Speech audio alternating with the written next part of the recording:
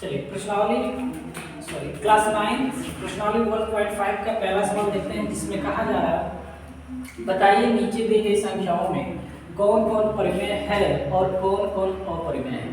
इसमें 5 सवाल दिया हुआ है, पहला, दूसरा, तीसरा, चौथा और पांचवा, और इसमें से मुझे बतलाना है कि कौन परिमेय है और कौन अपरिमेय है। ध्यान दीजिएगा, पहला सवाल में कहा जा रहा है कि 2 माइनस करड़ी में 5। अगर करड़ी में कोई ऐसी संख्या है जो पूर्ण वर्ग के रूप में नहीं है, यानी उसको करड़ी से बाहर नहीं निकाल पा रहे हैं, और उसके साथ कोई माइनस करके अंक आया या फिर प्लस करके अंक आ रहा है, तो वह अपरिमेय होगा। क्योंकि करड़ी में यदि कोई ऐसी संख्या है जो करड़ी से बाहर नहीं आ सकती है, तो वह अपरिमेय कहलाती है। और अपरिमेय के साथ अगर कोई अंक जुड़ेगा तब भी अपरिमेय होगा, घटेगा तब भी अपरिमेय होगा, यदि उसमें गुणा भी करवाएंगे तब भी अपरिमेय होगा। अगर वो कट नहीं रहा है तो, या फिर पूर्ण वर्ग नहीं बन रहा है तो डिवाइड भी करवाएंगे, यदि वो कट नहीं रहा है तो वो भी क्या होता है, अपरिमेय ही होता है। तो चलिए पहला सवाल देखते हैं। तो यहाँ देखेंगे करड़ी में 5 चूंकि अपरिमेय संख्या होती है, तो इसके साथ 2 भी है, तो इसमें से देखेंगे यानी 2 तो परिमेय संख्या है, लेकिन इसमें से जब वो अपरिमेय संख्या घटाएंगे तो ये भी हमारा क्या हो जाएगा, अपरिमेय संख्या होगा। यानी आपको यहाँ पे लिखना पड़ेगा कि यह अपरिमेय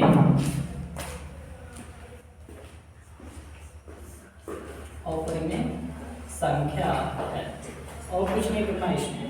यह क्या है, एक अपरिमेय, बस चेक करके बतलाना है कि यह अपरिमेय है कि परिमेय है।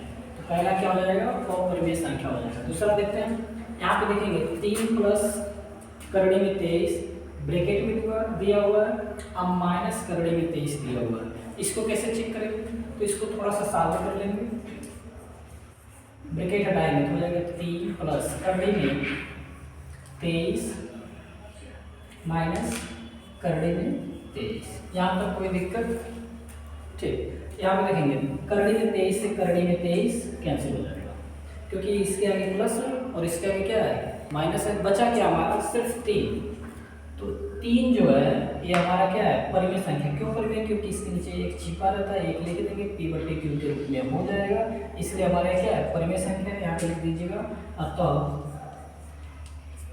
यह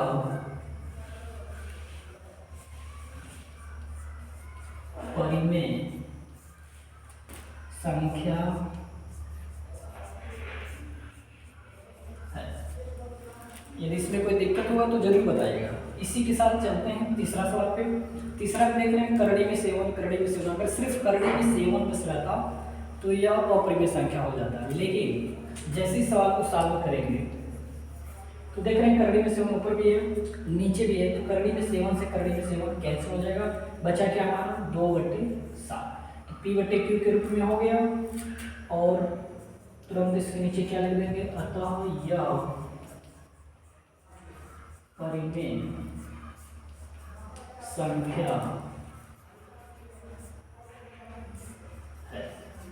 यदि 2 और 7 में से कोई भी अंक करड़ी में होता तो परिमेय संख्या नहीं होता, तुरंत अपरिमेय संख्या हो जाता। चलिए इसी के साथ चौथा सवाल को समझते हैं।